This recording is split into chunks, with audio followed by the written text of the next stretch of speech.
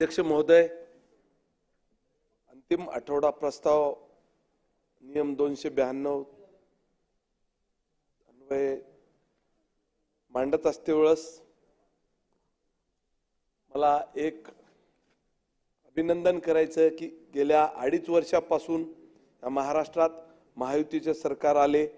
तत्कालीन मुख्यमंत्री एकनाथरावजी शिंदे साहेब शेतकऱ्याची तारणहार यांनी 18 तास काम करून या महाराष्ट्रामध्ये एवढ्या बहुमतानं सरकार आणलं। मी नाही बोलत तर महाराष्ट्रातली जनता बोलते। त्यामुळेच आपण आज इथं आहोत। महाराष्ट्रात 2.5 वर्षाच्या कालावधीमध्ये अनेक जनकल्याणकारी योजना राबविल्या। एवढंच नाही तर जे सकाळीच भोंगे सुरू व्हायचे त्याला त्यांच्या कामातून उत्तर देऊ म्हणून नेहमी सांगायचे आणि म्हणूनच हे यश आपल्याला प्राप्त झालेलं आहे।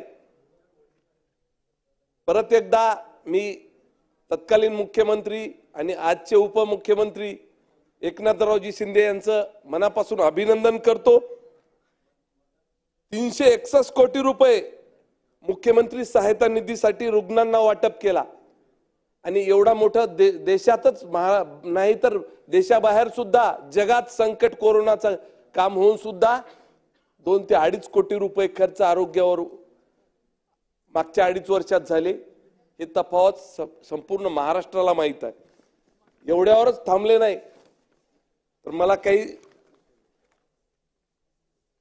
थोड्याशा सूचना करायच्या आहेत, ज्या की महात्मा फुले जन आरोग्य योजना 1.5 लाखावरून 5 लाख रुपयावर त्यांनी नेली। परंतु त्याच्यामध्ये आज आपले भारताचे गडकरी साहेब यांच्या माध्यमातून संपूर्ण भारतात रस्त्याचं जाळं मोठ्या प्रमाणात उभारल्या गेलं। रस्ते सुसाट झाले, ऍक्सिडेंट सुद्धा तेवढ्याच मोठ्या प्रमाणात व्हायले। परंतु ऍक्सिडेंट झाल्यावर बरेच पेशंट आमच्याकडे येतात ज्यांना डोक्यावर मार लागलेला राहते आणि अशा पेशंटचं जर ऑपरेशन करायचं ठरवलं तर महात्मा फुले जन आरोग्य योजनेमधून एखाद्या न्यूरोसर्जन म्हणून आपण जे मेंदूचं पॅकेज आहे ते ऑपरेशन करण्यासाठी 40 ते 50 हजार रुपयाचं फक्त पॅकेज आहे आणि हे ऑपरेशन खाजगीमध्ये एवढ्या कमी किमतीमध्ये होऊ शकत नाही।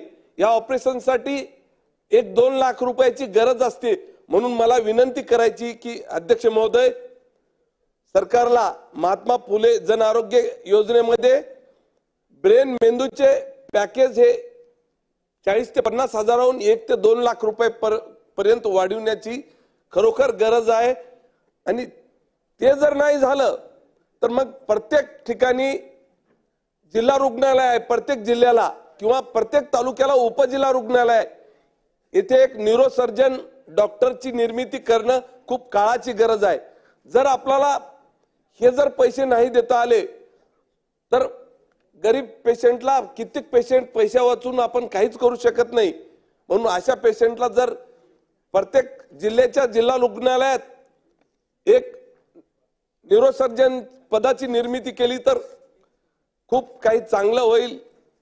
परंतु त्याच्यासाठी सुपर स्पेशालिटी हॉस्पिटलची गरज असते हे सुद्धा मला माहित आहे। परंतु जशी ओटी आहे अशा परिस्थितीत एक पदाची जिल्ह्याच्या ठिकाणी तरी न्यूरोसर्जनची प्रत्येक जिल्हा रुग्णालयात निर्मिती करावी अशी मला विनंती करायची आहे। त्याचबरोबर तर बोलू द्या की थोडस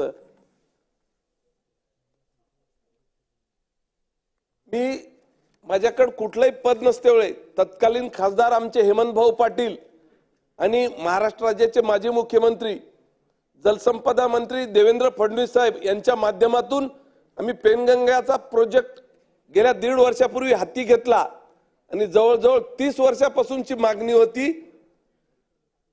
1600 कोटी रुपयाचे उच्च पातळी बंधारे आज पेनगंगा नदीवर चालू झालेले आहेत। अभिनंदन एवढ्यासाठी करायचं की हे पूर्ण काम एका 1.5 वर्षात चालू सुद्धा झालेली आहेत।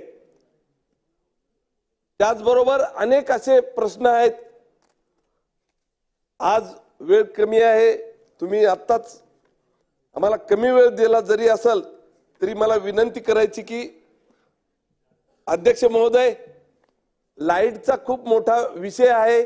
132 केव्ही पॉप्युलेशन खूप मोठ्या प्रमाणात वाढलं, लोकांच्या गरजा वाढल्या, घरोघरी शेगड्या वाढल्या, मीटर वाढले, महिलांच्या डोक्यावरची जे मोळी होती लाकडाची ती उतरली आणि त्याचं रूपांतर शेगडीमध्ये झालं आणि त्याच्यामुळं सगळे लोक या लाईटकडे वळल्या गेले। आणि हे जर आपल्याला करायचं असेल तर ग्राहकाची संख्या इतकी वाढली की 18,000 आमच्या विधानसभा क्षेत्रामध्ये ग्राहक होते, आज 36,000 झाले। परंतु त्या प्रमाणात लाईटचं 132 केव्ही असो का 33 केव्ही असो हे प्रमाण कमीच आहे। म्हणून माझ्या मतदारसंघातील दोन्ही तालुक्याच्या ठिकाणी 132 केव्हीची मी आपल्या समोर मागणी करणार आहे आणि ते मंजूर करावं अशी मी विनंती करतो। मी जास्त आपला वेळ घेत नाही, परत एकदा मला बोलण्याची संधी दिली मी मनापासून अध्यक्ष महोदय धन्यवाद देतो, थांबतो। जय हिंद, जय महाराष्ट्र। सन्माननीय सदस्य सना मलिक।